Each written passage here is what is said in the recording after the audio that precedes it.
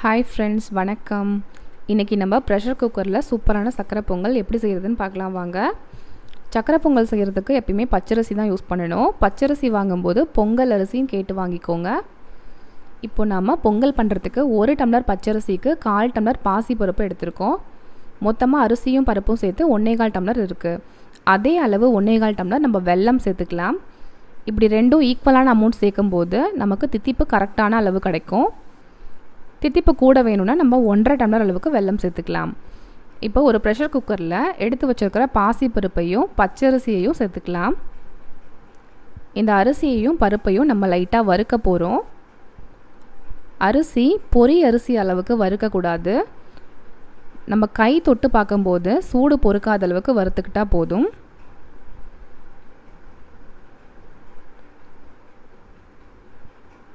இப்போ அரிசியும் பருப்பும் வறுத்தாச்சு.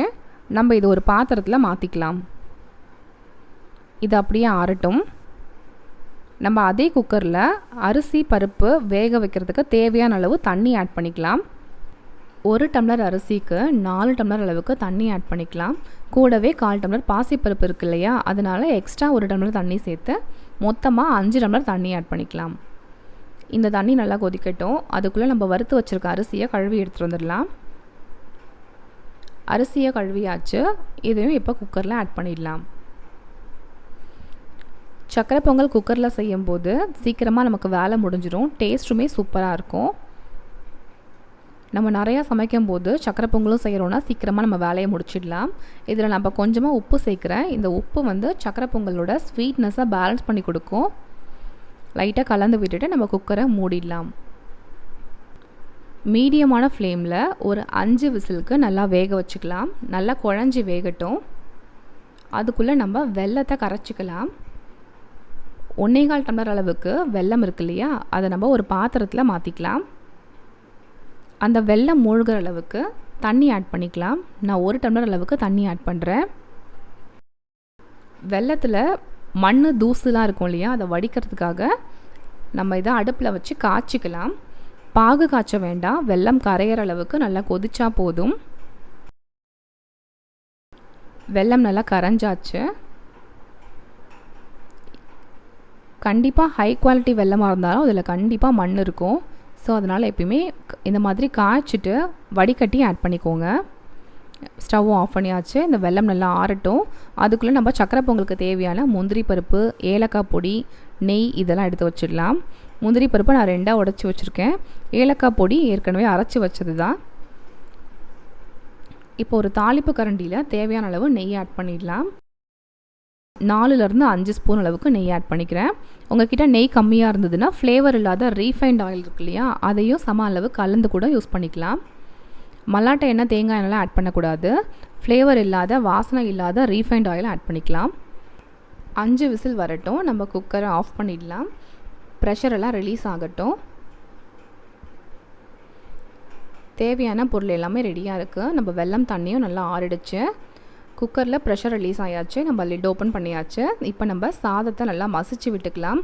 வெல்லம் தண்ணி ஆட் பண்ணுறதுக்கு முன்னாடியே நமக்கு எந்த அளவுக்கு குழைவாக வேணுமோ அந்த அளவுக்கு குழைவாக மசிச்சுக்கணும். நம்ம வெல்லம் ஆட் பண்ணிட்டோன்னா சாதம் எல்லாமே தனித்தனியாக விரப்பாயிடும். ஸோ அதனால் முன்னாடியே நல்லா மசிச்சுக்கோங்க. சாதம் குழையிற அளவுக்கு மசிச்சாச்சு. நான் இப்போ வெல்லம் கரைச்சி அந்த தண்ணியை ஆட் பண்ணிக்கிறேன். வடிகட்டியில் பாருங்கள் எந்த அளவுக்கு மண் இருக்குன்ட்டு. எப்பயுமே நம்ம வெல்லம் சக்கரை பொங்கல் செய்யும்போது முடிஞ்ச அளவுக்கு நம்ம அந்த மாதிரி கரைச்சிட்டு நம்ம ஆட் பண்ணிக்கலாம். நல்லா கிளறி விட்டாச்சு. இப்போ இதை நம்ம அடுப்பில் வச்சிடலாம். மீடியமான ஃப்ளேமில் ஒரு 5 நிமிஷத்துக்கு பக்கத்துலேயே இருந்து கிளறி விட்டு வேக வைக்கலாம். சக்கரை பொங்கலுக்கு தேவையான ஏலக்காய் பொடியை ஆட் பண்ணிக்கலாம்.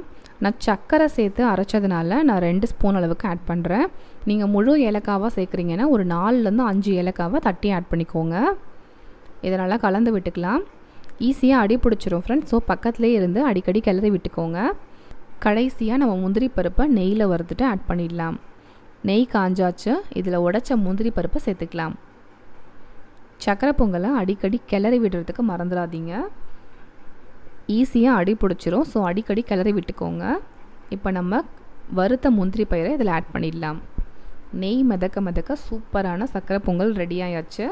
நீங்களும் இதே மாதிரி ட்ரை பண்ணி பாருங்கள்.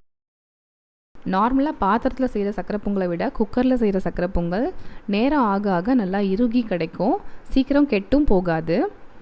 இப்போ பார்க்குறதுக்கு நல்லா தண்ணியாக இருக்கிற மாதிரி இருக்கும், ஆனால் இந்த கன்சிஸ்டன்சியில் நம்ம இறக்குனாதான் நேரம் ஆக ஆக நமக்கு கரெக்டான கன்சிஸ்டன்சிக்கு வந்துடும். இதே மாதிரி அளவுகளோட நீங்களும் சக்கரை பொங்கல் ட்ரை பண்ணி பாருங்கள். ட்ரை பண்ணி பார்த்துட்டு எப்படி வந்ததுன்னு எனக்கு கமெண்ட் பண்ணுங்கள். சேனலை மறக்காமல் சப்ஸ்கிரைப் பண்ணி வச்சுக்கோங்க ஃப்ரெண்ட்ஸ். அப்படியே பக்கத்தில் உள்ள பெல் ஐக்கானையும் கிளிக் பண்ணிக்கோங்க. அப்போ தான் நான் போடுற அடுத்தடுத்த வீடியோஸ் உங்களுக்கு நோட்டிஃபிகேஷனாக வந்து சேரும்.